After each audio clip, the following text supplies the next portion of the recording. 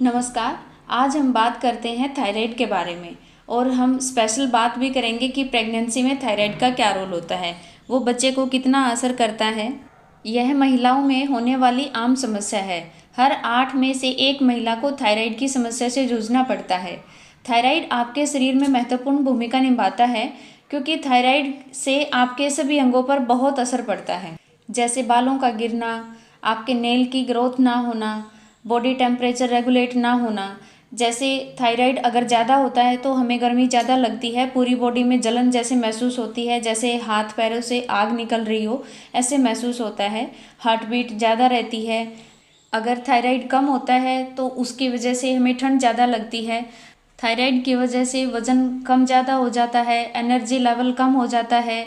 इसके और भी लक्षण होते हैं, जैसे आप स्क्रीन पे देख रहे हैं पफी फेस हो जाता है, आंखों के चारों तरफ सूजन आ जाती है। थायराइड के बहुत सारे कारण होते हैं, जैसे स्मोकिंग करना, प्रेगनेंसी में हार्मोन इम्बैलेंस होना, प्रोटीन डाइट ज़्यादा लेना, आयोडीन कम लेना। मेनली थायराइड दो तरह का होता है, एक ज़्यादा वाला थायराइड, एक कम वाला। ज़्यादा मतलब जो आपकी थायराइड ग्रंथि होती है वह हार्मोन T3 T4 को ज़्यादा रिलीज करती है, और जो हमारा ब्रेन TSH को रिलीज करता है वो इन दोनों में बैलेंस बना के रखता है। परंतु जब इन दोनों में इम्बैलेंस हो जाता है तो हमारे शरीर में बहुत सारे बदलाव आते हैं। अब हम बात करते हैं हाइपरथायराइडिज्म की, जिसमें पसीना बहुत आता है, हाथ पैर सब बहुत गर्म महसूस होते हैं और वजन कम होने लगता है। छोटी छोटी बातों पर धड़कन तेज होने लगती है, पैल्पिटेशन होता है, घबराहट होती है। और अगर हाइपरथायराइडिज्म की प्रॉब्लम है तो उसमें लूज मोशन बहुत कॉमन होता है। इसमें अलग से दिखने वाला सिम्टम होता है कि जैसे मैंने आपको सर्कल करके दिखाया है, आंखें बल्जिंग होती हैं बिल्कुल, और नीचे जो गोइटर होता है ये स्वेलिंग अलग से दिखता है। दिमागी संतुलन बिगड़ जाता है, इसमें फोकस करने में प्रॉब्लम आती है, कोई भी चीज़ याद नहीं रहती है, या आपको कोई भी प्रॉब्लम होती है तो आप अच्छे से डिसीजन नहीं ले पाते हैं। और खाने पीने में भी सही टेस्ट नहीं आता है, क्योंकि टेस्ट हमारे सलाइवा से और हमारे ब्रेन से कनेक्टेड होता है। इसमें मूड चेंज बहुत बड़ी समस्या होती है, पेशेंट डिप्रेशन में भी चला जाता है।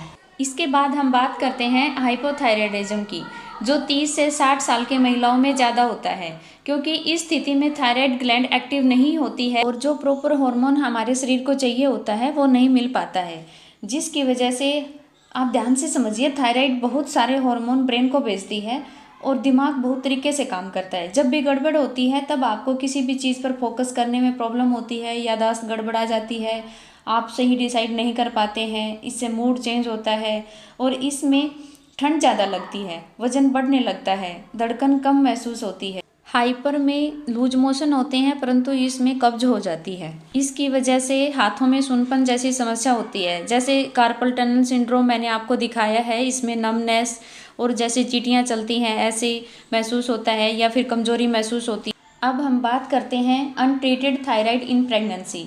अगर प्रेगनेंसी के दौरान थायराइड की कोई प्रॉब्लम है तो प्रॉब्लम सामान्य से ज़्यादा होती है, जैसे pre eclampsia, miscarriage, still birth या प्रीमेच्योर डिलीवरी। इससे गर्भ में पल रहे बच्चे के ग्रोथ के ऊपर भी बहुत असर पड़ता है, जैसे बच्चे का वजन सामान्य से बहुत कम होना या सामान्य से ज़्यादा होना। इसकी वजह से कई बार बांझपन जैसी समस्या से भी जूझना पड़ता है, क्योंकि इसमें मेंसेस या तो रेगुलर नहीं आते हैं या बिल्कुल कम आते हैं या ज़रूरत से ज़्यादा आते हैं। अब हम बात करते हैं प्रेगनेंसी में थायराइड के लिए।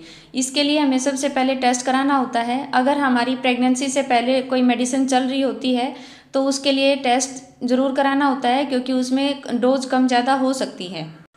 उसके बाद 8 से 10 हफ्ते के बाद फिर टेस्ट कराना होता है, क्योंकि प्रेगनेंसी के दौरान हार्मोन इम्बैलेंस हो जाता है, जिसकी वजह से थायराइड अप डाउन होता रहता है। थायराइड की डोज कैसे लें? सुबह बिल्कुल खाली पेट थोड़े से पानी के साथ गोली लें और आधे से पौने घंटे तक कुछ ना खाएं। अब हम बात करते हैं थायराइड से बचाव के लिए।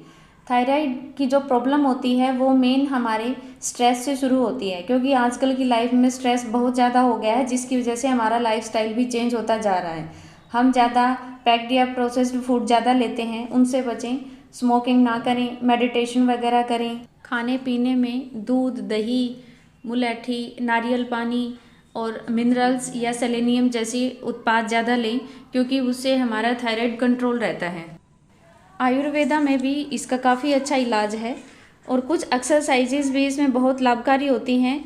जैसे सिंग दहाड़ वाली एक्सरसाइज होती है, आप अपने घुटनों और हाथों के बल जमीन पर बैठ जाइए और शेर के दहाड़ने जैसी आवाज़ निकालिए।